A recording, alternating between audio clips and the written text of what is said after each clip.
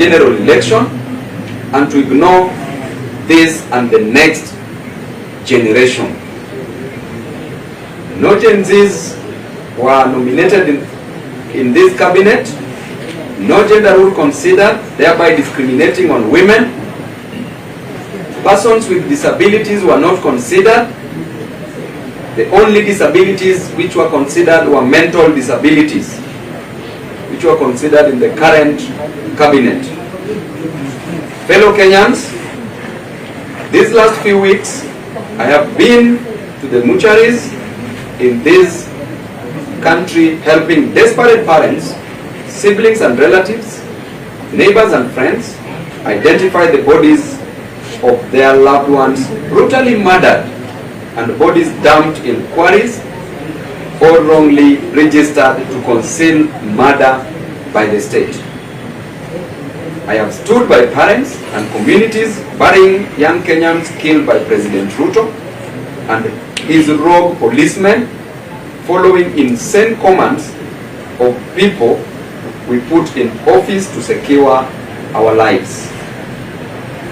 As I speak today, so many parents and relatives are still distressed and emotionally broken as they try to search for their young children abducted by this dangerous regime.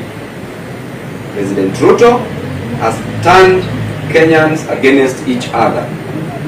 Now he is trying to isolate some tribes and some ages and some regions to divide us some more. I want to say categorically that President Ruto is the real problem in this country. He is the real problem that this country is facing. He is the stumbling block to the modest reforms Gen Zs are asking for. Entering power in a cosmetic overhaul, we demand from Ruto these bare minimums. Pay to the families who've lost their loved ones 1 million Kenya shillings for funeral expenses they are incurring.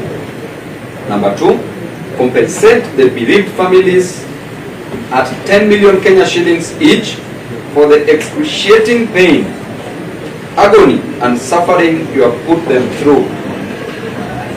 Declare a mourning day and hold a national funeral service mass in honor of the patriots you have killed. Pay all the medical expenses for the young people who have been brutalized by the police upon your instructions. Release all the young Kenyans that you abducted and continue to hold incommunicado.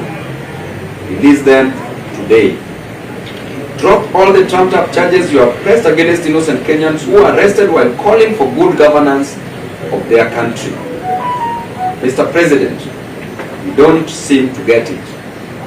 Young Kenyans are mad and angry and stressed, and they can't believe we just can't get a single thing right out of their modest demands.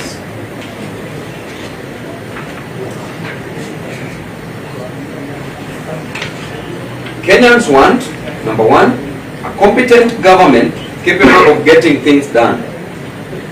They want government positions to be well thought out, well structured, and staffed with public-minded, based on meritocracy, not kakistocracy, qualified citizens committed, who are committed to a common good.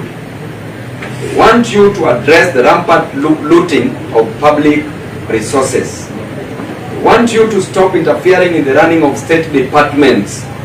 Give the bureaucracy space to do what they should do. You don't know it all, and you cannot do it all. But as we ask you to do this, just know that the young people of this country are not afraid of you. We don't fear you. We expect you to serve us. Remember, the most important office in a democracy is the citizen. We, the people, can choose to exercise our sovereign power directly.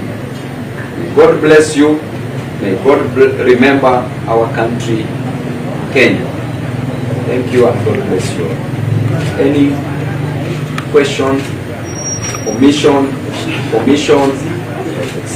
That's one question. Lost each other.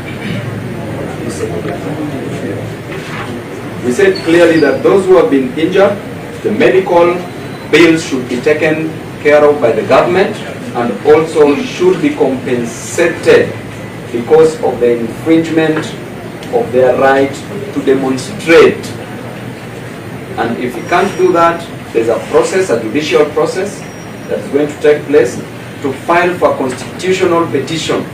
And number one, the orders we shall seek is declaration of violation of human rights. There shall be, we shall seek compensation.